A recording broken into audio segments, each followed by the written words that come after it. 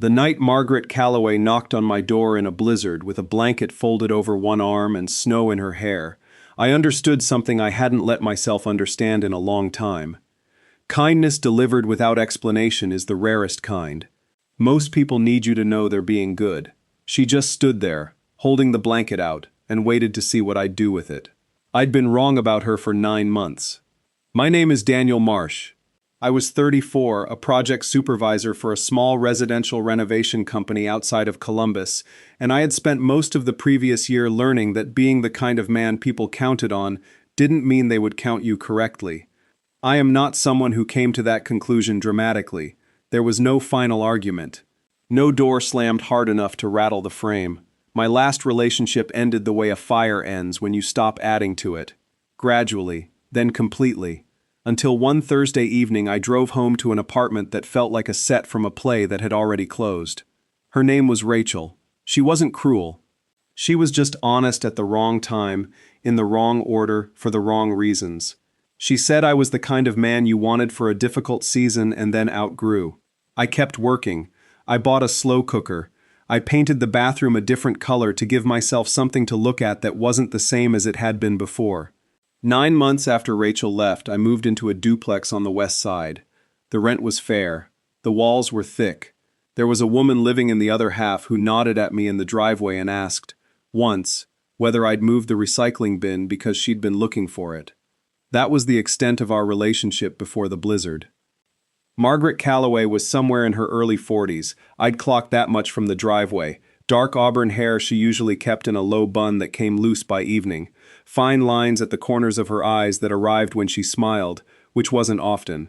She drove a sensible gray sedan and came home at irregular hours, sometimes before 6, sometimes well after 9, with a canvas tote over one shoulder and the particular tired look of someone who'd been solving problems that weren't hers to solve.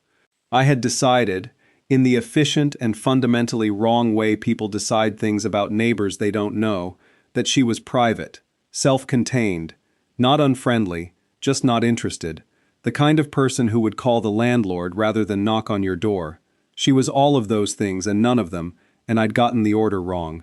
The first time she spoke to me in any real way, I was standing in the driveway at 7 in the morning with my travel mug, staring at the sky in the specific way a man stares at a sky that has just informed him it intends to snow for 48 hours. "You're going to want to move your truck before afternoon," she said behind me. I turned around. She was already dressed for work, keys in her hand, breath visible in the cold. City plows the east side of the street starting at noon on snow days. They'll ticket you, and you won't know until you come home. I didn't know that. Nobody does the first winter, she said it simply. Not like a favor. Like information she had, and there was no reason not to pass along. She was already getting into her car before I could figure out what to say back. The storm came in harder than they predicted, which anyone who has ever lived in the Midwest knows is the only way weather works there. By 3 in the afternoon, the forecast had been revised twice, and schools were closing, and I was on my roof for 20 minutes with a rake, doing the kind of thing a man does when he feels like he should be doing something. My power went out at 4:47. I know the exact time because I just started a pot of coffee and the machine made a small defeated sound and went quiet, and I looked at the clock on the microwave out of habit and got 4:47 for 2 more seconds before that went dark too. I found my flashlight. I found my camp lantern. I found the emergency candles I'd bought at some earlier point in my life, operating under the optimistic assumption that I would be a more prepared person by the time I needed them. I was adequately prepared. The apartment was cold and getting colder, and I had approximately 1.5 hours before it would be genuinely uncomfortable. I was not thinking about Margaret Calloway, and then she knocked. She was standing in the hallway between our units with a thick wool blanket draped over her forearm and a second one folded on top of it. She'd changed out of her work clothes into jeans and a dark green sweater. There was snow on her shoulder from wherever she'd come from, and she hadn't brushed it off yet. Her hair was down. She held the blankets toward me. That was all. No explanation. No preamble. No, well, I noticed your lights are out, and I thought you might want just the blankets, extended in my direction, and those steady dark eyes waiting to see if I would take them. My power is still on, she said after a moment. So the offer stands if you want somewhere warmer, but if you'd rather stay here, you should have these. I took the blankets. I don't know what I said. Something like thank you, probably, in the way men say thank you when they are not yet sure what they're being offered. She nodded once and started to turn back toward her door. Margaret. I hadn't used her name before. I don't think she knew I knew it. She turned. The offer. Does it stay open? Something in her expression changed. Not dramatically, like a window that had been almost closed and was now almost open. I'm making pasta, she said, if you're hungry.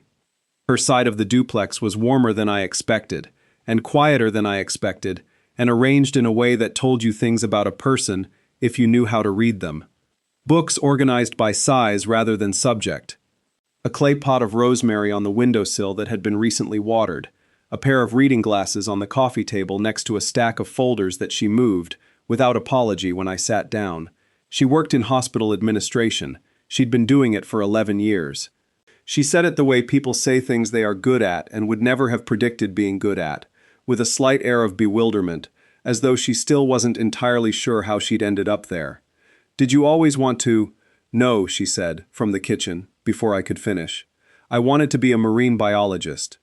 I grew up in Indiana. She paused. I have never once seen the ocean in a professional capacity. That's the saddest thing I've heard this year. It's February. Still. She came around the corner with a wooden spoon and looked at me in a way that felt like the beginning of something. Are you always like this? Like what? Quiet and then suddenly not. I didn't have an answer for that. I don't think she needed one. She went back to the kitchen and I sat with her reading glasses and her rosemary and the hum of a refrigerator that had power and thought carefully about nothing. We ate at her kitchen table. She'd made pasta with a simple tomato sauce and more garlic than seemed strictly necessary, and it was exactly as good as food is when someone makes it for you in the winter without being asked to. Outside, the snow was still coming down.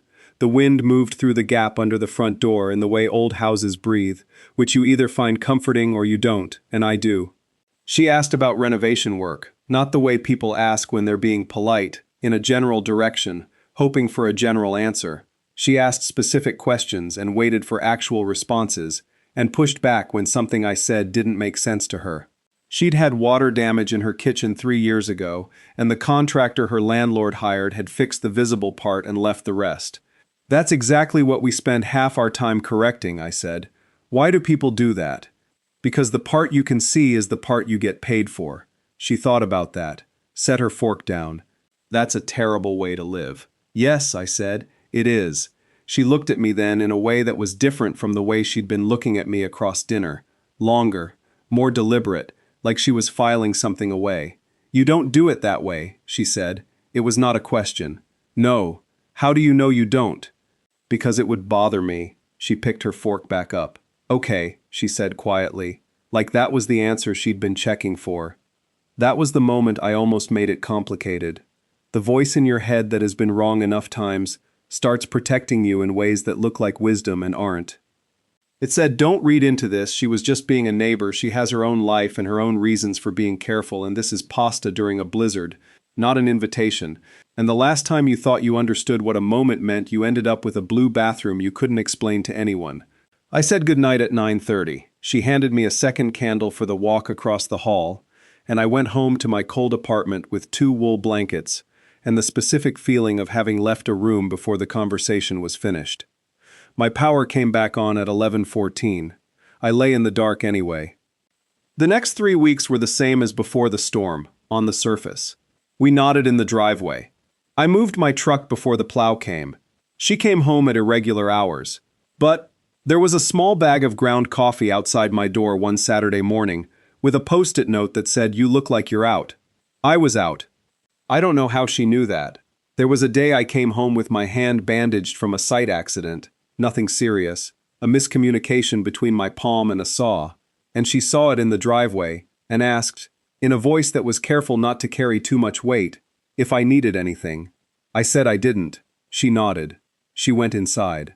5 minutes later, she knocked on my door and handed me a tube of antiseptic and went back to her apartment before I could say thank you. I stood in my doorway for a while after that.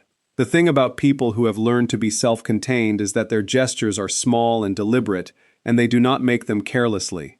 I understood that about her. I had spent 9 months thinking she wasn't interested, and she had spent 9 months being interested in the only way that felt safe to her, which was quietly, practically, at a specific distance. I was doing the same thing. We were two people standing at a distance, both waiting for the other person to cross it. The second time I knocked on her door, I did not have a reason. I stood in the hallway for approximately 30 seconds that I would like to have back. Then I knocked. She opened the door in reading glasses and socks, and looked at me with the particular expression of someone who has expected a thing and is slightly surprised it's actually arrived. "I don't have a reason," I said. "Okay," she said. I stopped. Started over. "The night the power went out, you didn't say anything when you handed me the blankets.